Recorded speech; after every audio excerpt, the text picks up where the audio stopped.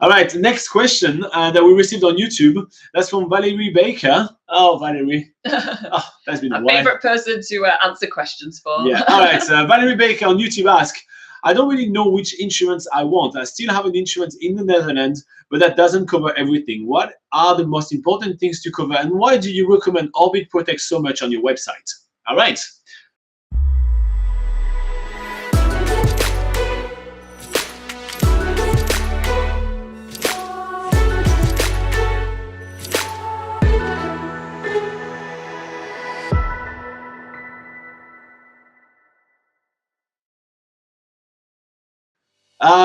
All right, cool. So first thing that you need to know is you need to know about ACC in New Zealand. So the Accident Compensation Corporation in New Zealand, which is basically like the health insurance for everybody in New Zealand. So if you go in a hospital, they will cover most of the stuff. If you're a tourist, if you're a New Zealander, almost anyone, in case of emergency, they get you. They have your back. Now they don't cover the whole thing, right? But they cover a big part of it. And now what your insurance does, that it kicks in and cover the rest. So let's say your bill is like $5,000 at the hospital. It's obviously random numbers. It really depends on every single one of the stuff that you need to be done at the hospital. But let's say it's $5,000.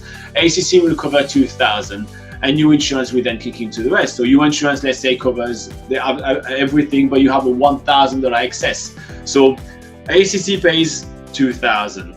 Then your insurance kicks in for the remaining $3,000. That's because you have $1,000 excess. You will pay $1,000, and your insurance will pay the extra $2,000. So that basically what will happen on the $5,000 bill. That's basically how it works in New Zealand. So there is the ACC, which you already covered for most stuff in New Zealand. Now, if you're on a working holiday visa in New Zealand, it's mandatory for you to have a comprehensive medical and travel insurance in New Zealand. Now, for medical, it really depends on all your personal kind of needs and scare, like fears that you have when you travel around. The first thing that we recommend is to check if you have any pre-existing condition. If you do have pre-existing condition, some insurance will literally just not insure you whatsoever. They will charge you a premium for insuring you, or they will say, I insure you for everything except your pre-existing condition, for instance. The other thing that you need to know is that most of the things which are like the tiny little thing, like your small prescription or going to see a GP, which is a general practitioner, like your normal doctor, that's usually not covered. And if it is, anyway, it usually falls below your excess, which is rarely less than about $500. Okay, so that means that, well, your doctor bill is let's say $100. Well, your minimum, your excess is $500, so you're in charge of the first $500. So obviously you pay this $100, and insurance does nothing for you. So that's one of the things that I will kind of look into.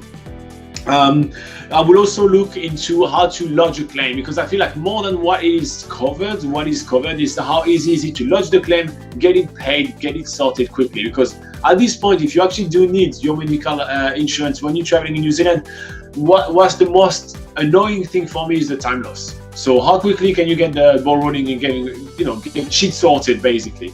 And so that's one of the things I will definitely cover.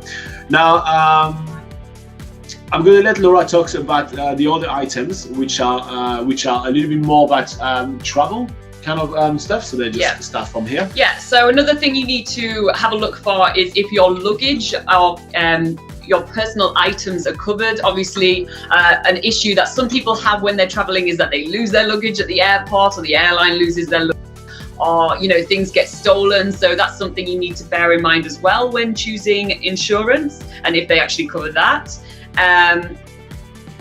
Also disrupted travel and transit. So if there's maybe a flight that's cancelled when you're on your way to New Zealand, and then you aren't able to make your next flight, things can go wrong like that, and then you'll have to end up paying extra to pay for a new flight, basically, and that's a way that you could lose a lot of money. So look for an insurance that covers that as well. And also there's often options to add very specific items to your insurance. For instance, if you're traveling with a really expensive laptop or a really expensive camera, then you can add that to your insurance as well. And there are more specific items that aren't usually included in the cover, but yeah, they're worth adding to it as well. Work cover as well?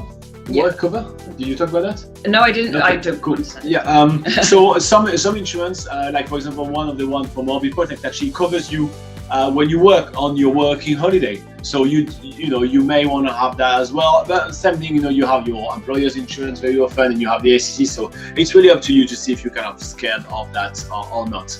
Now, next I'm just going to tell you why we do recommend Orbit, but after that I'm actually going to read from the website, because we have an article which is really good, which is called 14 questions to ask before buying your medical and travel insurance. I'm not going to go in depth because we're going to link to this article below. We're going to read to you the 14 questions so you can ask them to yourself and say, okay, does it check most of the boxes for me, and which one does check most of the boxes. But the reason why we recommend Orbit Protect, and there is a link below to Orbit Protect for you guys, is because first they're based in New Zealand, so they know the local market much better. When you start talking about ACC and all those kind of things, and your insurer is in Netherlands, he has no idea. He's just reselling an insurer which is right here, so he makes the communication like so many different ways, and that's one of the things as well. Orbit Protect, they design their own covers and their own insurance, so they're not a reseller. Now, what happens when you talk to an insurance, for example, in the Netherlands, when they insure you here in New Zealand, it's not, they don't do anything for you over there in the Netherlands. They actually just buy it, for example, from people like Orbit Protect, and then when you talk to them, they need to talk to Orbit Protect, and then they get back to you. It just makes the whole process so much lengthier and usually more expensive, because they are to add their markups. So they will reword a few things in the contract, making it look slightly bit different, but it's usually about the same thing, and there is only a handful of insurers here in New Zealand. So that's one of the things. Also, while Orbit Protect is rather easy to contact, again, they're in New Zealand, so you don't have to, try to call a number, which, you can't reach from New Zealand or can't reach from a landline, whatever, like if the hospital is there, they won't be able to call the Netherlands. It's just a bit of a mess. And second, they're rather cheap. We've done a lot of comparison price-wise, and they're not the cheapest, but they're really not the most expensive one. They're kind of around here, and I think it's a really good ratio of cost and actually value. All right, now we're going to be reading those 14 questions quickly. So we're finishing with the 14 questions you need to ask for buying medical insurance, before buying medical insurance in New Zealand. So first thing first, and the first one we have in the article is, where is the insurance company based?